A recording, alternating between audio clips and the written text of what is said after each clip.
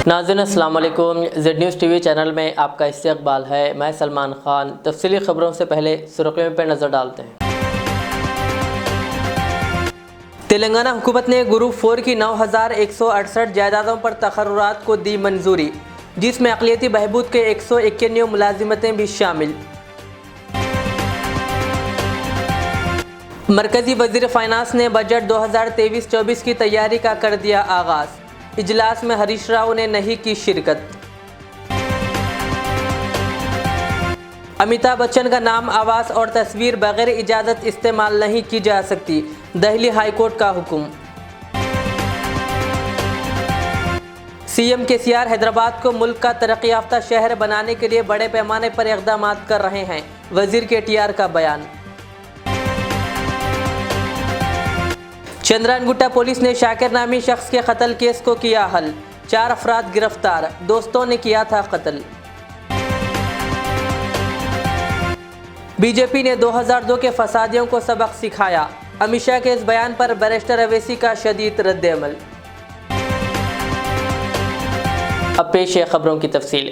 तेलंगाना हुकूमत ने बेरोजगारों के लिए एक खुशखबरी दी है और ग्रुप 4 की 9168 मुलाजिमतों पर तकर्रुरात के लिए नोटिफिकेशन जारी कर दिया है। वज़ीर फाइनेंस श्री हरीश राव ने बताया कि डायरेक्ट रिक्रूटमेंट के तहत पब्लिक सर्विस कमीशन के जरिए ग्रुप 4 की 9168 जायदादों पर तकर्रुरात किए जाएंगे। उन्होंने कहा कि वज़ीर आला केसीआर वादों की तकमील पर गामजन है और इस कदर बड़ी तादाद में तकर्रुरात की इजाज़त रोज़गार के ख्वाहिशमंद उम्मीदवारों के लिए खुशखबरी है।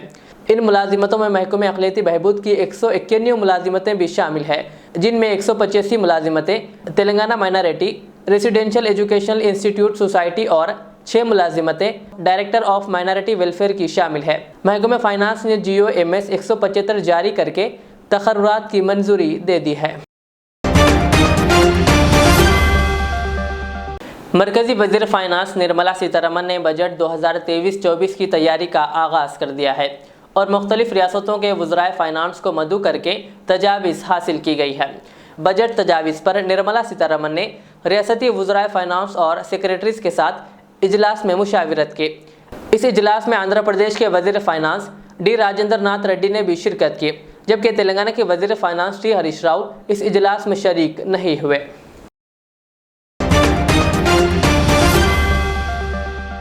दिल्ली हाई कोर्ट ने अमिताभ बच्चन को राहत देते हुए कहा कि कोई कंपनी या शख्स इनका नाम, आवाज़ या शख्सियत बगैर इजाज़त इस्तेमाल नहीं कर सकता। दरअसल बॉलीवुड के मेगा स्टार अमिताभ बच्चन ने दिल्ली हाई कोर्ट में अर्जी दायर करते हुए शिकायत की थी कि कई कंपनियां इनकी इजाज़त के बगैर इनका नाम, आवाज़ और शख्सियत इस्तेमाल कर रही है और ये काफ़ी अरसे से हो रहा है। उन्होंने कहा कि वो अपने हुकूक़ में तशहीर और शख्सियत के हुकूक़ चाहते हैं। मशहूर अवामी शख्सियत होने के नाते अमिताभ बच्चन नहीं चाहते कि कोई भी इनकी इजाज़त के बगैर इनकी शनाख्त का इस्तेमाल करे।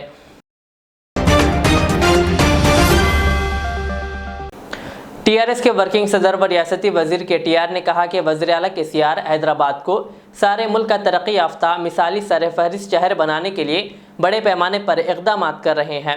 SRDP प्रोग्राम के तहत तामीर करदा शिल्पा लेआउट फ्लाईओवर का इफ्तिताह करने के बाद मुनक़्क़िदा एक तकरीब से खिताब करते हुए केटीआर ने SRDP प्रोग्राम को केसीआर की ज़हनी अख्तराई करार देते हुए कहा कि अलहदा तेलंगाना रियासत की तश्कील के बाद वज़ीर आला केसीआर ने 2014 से ही हैदराबाद को आलमी तर्ज पर तरक्की देने के इक़दाम का आगाज़ किया और ख़ुसूसी मनसूबाबंदी और मुस्तक़बिल की ज़रूरियात को मद्देनज़र रखते हुए बड़े पैमाने पर इंफ्रास्ट्रक्चर को तरक्की दी जा रही है।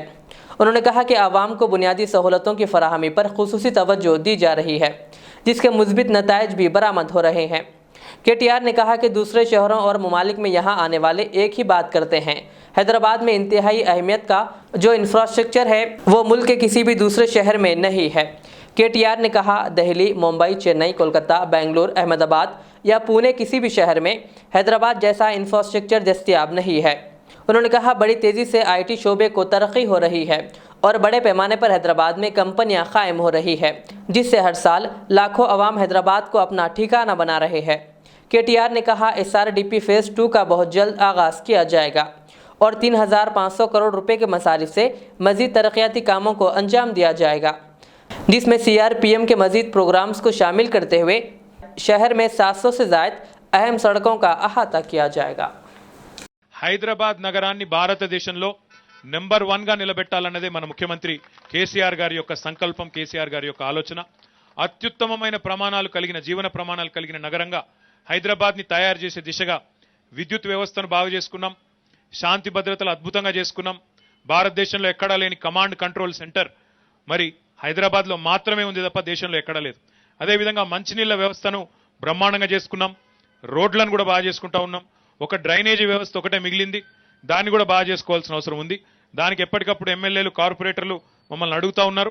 దాన్ని కూడా తప్పకుండా భవిష్యత్తులో తీసుకొని సవ్యంగా భారతదేశంలో ఎక్కడా లేని విధంగా మరి ఇవన్నీ 4 బాగు చేసుకున్నాం. మంచినీళ్లు, కరెంటు, రోడ్లు, శాంతి భద్రతలు చాలా బాగా చేసుకున్నాం. ఇతర నగరాలతో అద్భుతంగా ఉన్నాం. ఒక డ్రైనేజీ వ్యవస్థ బాగు చేయాల్సింది, దాన్ని కూడా చేసే బాధ్యత ఈ ప్రభుత్వాందే, మాదే అని చెప్పి కూడా మళ్ళీ మీకు తెలియజేస్తూ ఈరోజు చక్కగా ఈ శిల్పా లేఅవుట్ ఫ్లైఓవర్ ఏదైతే ప్రారంభోత్సవం చేసుకుంటున్నామో చాలా స్వల్ప కాలంలో నిర్మాణం చేసి అందించినందుకు మా ఎస్ఆర్డిపి సిఈ గారికి, ఎస్సీ గారికి, ఆ ఏజెన్సీకి అందరూ కూడా ఒకసారి గట్టిగా చప్పట్లు కొట్టి వారికి అభినందనలు హైదరాబాద్ నగర ప్రజల తరపున తెలియజేయాలని చెప్పి కూడా కోరుతూ ఈ అవకాశం ఇచ్చినందుకు ఎమ్మెల్యే గారికి, గౌరవనీయులైన వేదిక పైన ఉన్న పెద్దలందరికీ ధన్యవాదాలు. జై తెలంగాణ. गुजरात में इंतखाबी मुहिम के दौरान मरकजी वजीर दाखिला अमित शाह ने साल 2002 के फसादात का जिक्र किया। उन्होंने कहा कि जब ये कांग्रेसी थे तो रोज़ फसादात होते थे या नहीं, कहा लेकिन ऐसी ही कोशिश 2002 में की गई जब नरेंद्र भाई वहाँ थे, तो उन्होंने तशद्दुद करने वालों को ऐसा सबक सिखाया कि 2002 से यानी आज तक किसी ने फिर ऐसी तशद्दुद की कोशिश नहीं की। अमित शाह के इस बयान पर सदर मजलिस बैरिस्टर असदुद्दीन ओवैसी ने सख्त तनकीद की। કોંગ્રેસીઓએ આદત પાડી હતી એટલે રમખાણ થયા હતા, પણ 2002 માં એવો પાઠ શીખવાડ્યો કે ખોડ ભૂલી ગયા. 2002 થી 22 સુધી નામ ના લે સાહેબ. ગુજરાતની અંદર કોમી હુલ્લડો કરવા વાળાને કડક હાથે પગલા ભરી ગુજરાતની ભારતીય जनता પાર્ટીની સરકારે ગુજરાતમાં અખંડ શાંતિની સ્થાપના કરી છે. जनाब अमित शाह ने अपने भाषण में कहीं पर कह दिया कि 2002 में हमने जो सबक सिखाया था उसकी बिना पर गुजरात में अमन कायम हो गया. मैं इस इलाके के एमपी से कहना चाहूंगा, भारत के होम मिनिस्टर से कहना चाहूंगा कि आपने 2002 में जो सबक सिखाया वो सबक ये था कि बिल्किस को रेप करने वालों को आप छोड़ेंगे. आपने जो सबक सिखाया कि बिल्किस की 3 साल की बेटी को उसकी मां के सामने कत्ल करने वालों को आप छोड़ेंगे, ये सबक आपने सिखाया. जो सबक आपने अमित शाह ने सिखाया कि बिल्किस की मां को रेप करके कत्ल करने वालों को छोड़ दिया जाएगा, वो सबक आपने सिखाया. वो सबक आपने ये भी सिखाया, किसका सिखाया आपने, कि एहसान जाफरी का कत्ल किया जाएगा, वो सबक आपने सिखाया. वो सबक आपने सिखाया, गुलबर्ग बेकरी का सबक आपने सिखाया, बेस्ट बेकरी का केस आपने सिखाया. कौन कौन सा सबक हम आपका याद रखेंगे अमित शाह साहब, मगर याद रखिए सबक सिखाना कुछ नहीं है.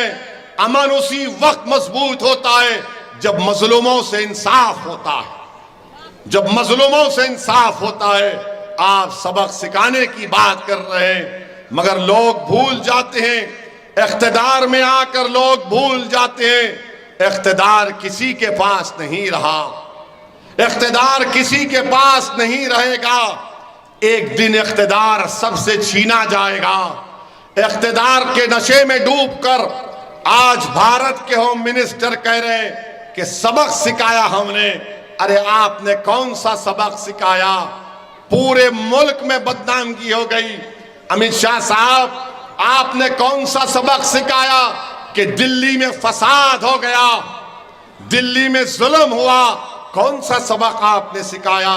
अरे अगर सबक की बात कर रहे हैं तो किसी शायर ने अच्छा कहा था कि सबक पर फिर सदाकत का, शुजात का, अदालत का लिया जाएगा तुझसे काम दुनिया की इमामत का. इस सबक को हमको याद रखने की जरूरत है. वज़ीर-ए-आला केसीआर की हिदायत पर चीफ सेक्रेटरी सोमेश कुमार ने रियासत में सेल्फ हेल्प ग्रुप्स की कारकर्दगी पर आला सतही इजलास मुनक्किद किया। चीफ सेक्रेटरी सोमेश कुमार ने अफसरान को हिदायत दी कि रियासत में ख़वातीन के नए सेल्फ हेल्प ग्रुप्स कायम किए जाएँ। उन्होंने बताया कि रियासत में फ़िल वक्त 6,06,000 सेल्फ हेल्प ग्रुप्स के तहत 64 लाख अरकान है। इनमें 4,30,785 ग्रुप्स के दही इलाकों में कायम है, जबकि 1,76,623 ग्रुप्स शहरी इलाकों में हैं, जिनके अरकान की तादाद 18 लाख है। चीफ सेक्रेटरी सोमेश कुमार ने नए अरकान की निशानदही के जरिए सेल्फ हेल्प ग्रुप्स तश्कील देने की हिदायत दी। उन्होंने कहा कि तमाम मौजूदा ग्रुप्स और इनके अरकान की तफसीलात को अपडेट किया जाए और अरकान को शनाख्ती कार्ड्स भी जारी किए जाएँ। उन्होंने ग्रुप्स की आमदनी में इजाफे के लिए सरगर्मियों को वसअत देने का मशवरा दिया। उन्होंने कहा कि मुख्तलिफ फ़नी कोर्सेस में ग्रुप्स के अरकान को ट्रेनिंग दी जाए और इन्हें बैंकों से बिला सूदी खर्च फराहम किए जाएँ।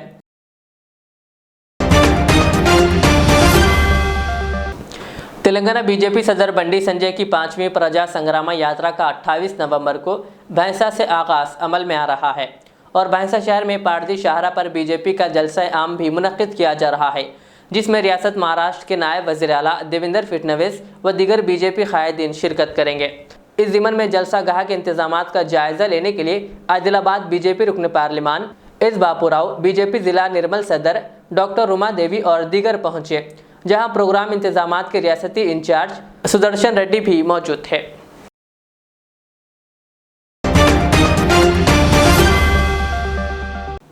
इस माह की 17 नवंबर को चंद्रायनगुट्टा रोड पर ऑटो ड्राइवर मोहम्मद शाकिर नामी शख्स के कत्ल की वारदात पेश आई थी, जिसका आंखों में मिर्च पाउडर डालकर कत्ल कर दिया गया था।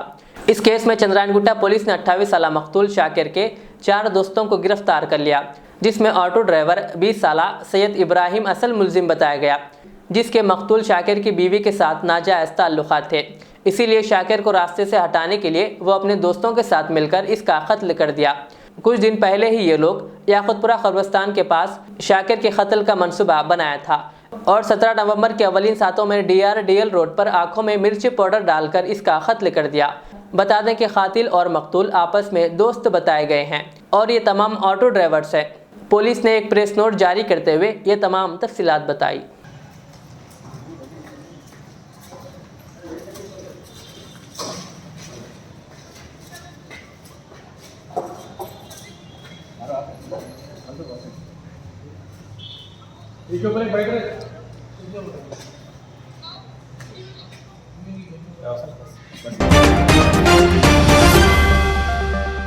शहर हैदराबाद के मैलारदेवपल्ली पुलिस स्टेशन हुदूद के शास्त्रीपुरम इलाके में वाक़े एक स्क्रैप के गोदाम में अचानक आग लग गई। कल शाम पेश आए इस वाक़े में किसी भी जानी नुकसान या फिर किसी के झुलसने की कोई इत्तला नहीं मिली। अलबत्ता 5 से 6 लाख रुपए का नुकसान बताया गया है। मुकामी अफराद की इत्तला पर 3 फायर इंजनों ने वहां पहुंचकर आग पर काबू पाया। आग लगने की वजूहात का पता नहीं चल सका। काफ़ी किताब का कारोबार है हमारे भोने साहब का, काफ़ी अट्टे का कारोबार है उनका। थोड़ा बहुत प्लास्टिक आया तो ख़रीद लेके जमा करे थे बहुत दिनों से, और आग लग गई। समझ में नहीं आया कैसा आग लगी। 11 बजे आंच लगी हो, अभी तक जल रहा सब। वो बाग का पीछे का कचरा था, सामने थोड़ा थोड़ा माल था, बाग का पूरा कचरा था। 5-6 लाख का माल नुकसान हो गया सब। फिलहाल परेशान है हम लोग। किराए का गोदाम है हमारा, भोने का हमारे, परेशान है हम लोग।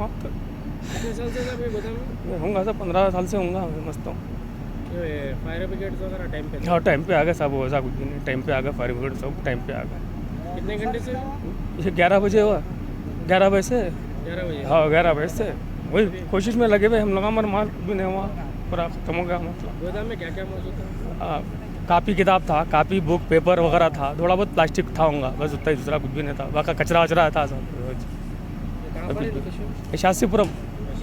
शास्त्रीपुरम लेब्बे काटा शास्त्रीपुरम के पास है।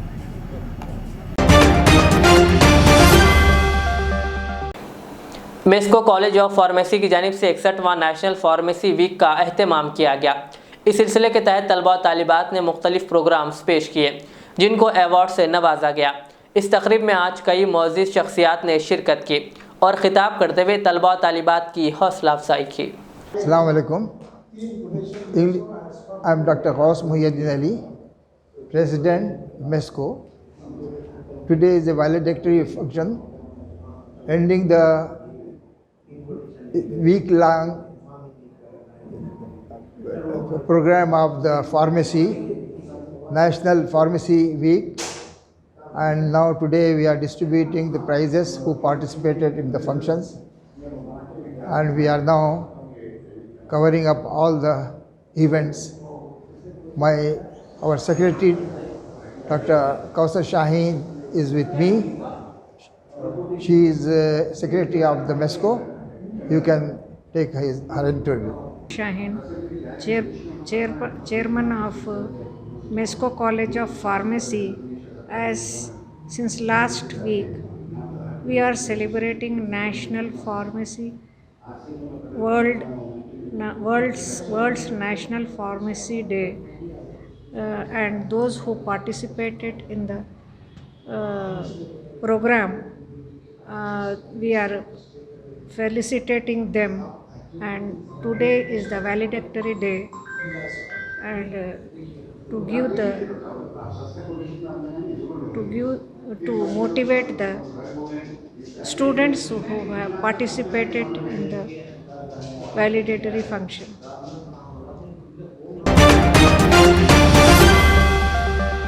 भैंसा के मुधोल शाहरा आँखों के दवाखाने के करीब एक दिलखराज सड़क हादसा पेश आया, जिसमें मुधोल मुस्तकर आबादी का 22 साला पेंटर मोटरसाइकिल पर सवार शहबाज खान नामी नौजवान आरटीसी बस और टिंगर गाड़ी से दरमियान में टक्कर के सबब शदीद जख्मी हो गया, जिसे भैंसा इलाज के लिए मुंतकिल किया गया, जहां डॉक्टरों ने मजीद इलाज के लिए निज़ामाबाद मुंतकिल कर दिया, लेकिन रास्ते में ही नौजवान फौत हो गया। जबकि अवाम ने मुकाम वाक़े पर एम्बुलेंस सर्विस की ताक़ीर पर ज़बरदस्त एहतजाज करते हुए शदीद गम व गुस्से का इजहार किया, जहां मुधोल सीए विनोद कुमार और एसआई ने मुकाम वाक़े पहुंचकर बरहम अवाम को मुंतशिर किया और लाश को बगैर पोस्टमार्टम भैंसा गवर्नमेंट अस्पताल मुंतकिल कर दिया। मुधोल के मुसलमानों में नौजवान की अचानक सड़क हादसे में मौत पर काफ़ी अफसोस और गम का माहौल देखा गया। आखिर में सुर्खियों पर और एक बार नजर डालते हैं।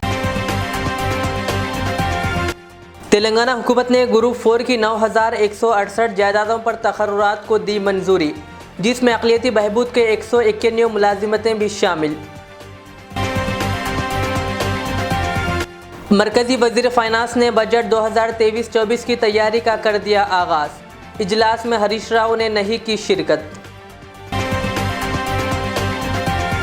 अमिताभ बच्चन का नाम, आवाज़ और तस्वीर बगैर इजाज़त इस्तेमाल नहीं की जा सकती, दिल्ली हाई कोर्ट का हुक्म।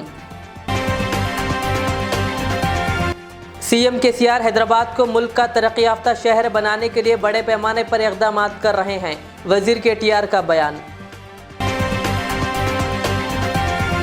चंद्रानगुट्टा पुलिस ने शाकिर नामी शख्स के कत्ल केस को किया हल, 4 अफराद गिरफ्तार, दोस्तों ने किया था कत्ल। बीजेपी ने 2002 के फसादियों को सबक सिखाया, अमित शाह के इस बयान पर बैरिस्टर अवैसी का शदीद रद्द-ए-अमल। ये थी आज की दिन भर की हमारी खबरें। मुझे इजाज़त दीजिए। हमारे ज़ेड चैनल को यूट्यूब पर सब्सक्राइब, फेसबुक पर लाइक शेयर ज़रूर करें। अल्लाह हाफिज़। जिंदगी का हर पल रहे खुशियों भरा, प्यार का हर रंग लगे दिलकश और हसीन। HKGN furnitures, complete bed set, sofa set, dining table. इसके अलावा आपकी लाडली के लिए मुकम्मल मैरिज सेट सिर्फ और सिर्फ 44,999 रुपए में, और इसके साथ डबल डोर अलमारी और बेड सेट बिल्कुल फ्री। आज ही विजिट करें प्रोप्राइटर मोहम्मद नसीर किश्ती। एड्रेस फरीद कॉम्प्लेक्स, ओवैसी हिल, हैदराबाद। कॉन्टैक्ट 9912857230 और 9346062190। रियाज इस्लामिक स्कूल, तालीमी मैदान में एक नया इनकलाब। इस्लामिक और मॉडर्न एजुकेशन की अजीम दरसगाह।